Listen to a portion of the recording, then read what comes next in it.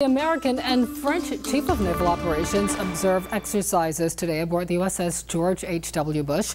The two countries are working together while the French Navy makes repairs to one of its only carriers. 13 News Now reporter Stephen Graves was aboard the Bush and talked to the sailors about their special brotherhood. Past few weeks we've been training with them. Getting a chance to kind of fight together. We've been landing at the field together, and I mean they're great. They're professional dudes.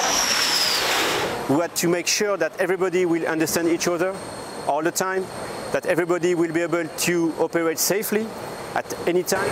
This deployment is not only for training, right? It's to maintain some brotherhood between our two navies. So we've heard their voices on the radio. It's kind of nice to meet them for the first time. You get to kind of work in a joint environment where see what their capabilities are, what our capabilities are from a training perspective, and also what they bring to combat. We probably don't have the same sophisticated food that they're used to, but yeah, it gets the job done. It's a wonderful experience. So this kind of brotherhood, I'm sure that now my guys that will connect with some guys from the Bush or from the 124, they will maintain this relationship. You want to keep perfecting your craft, keep perfecting doing what you do best, which is take the fight to the enemy. So these guys have that same mindset, that same fighter spirit that we do, and that's really cool to see.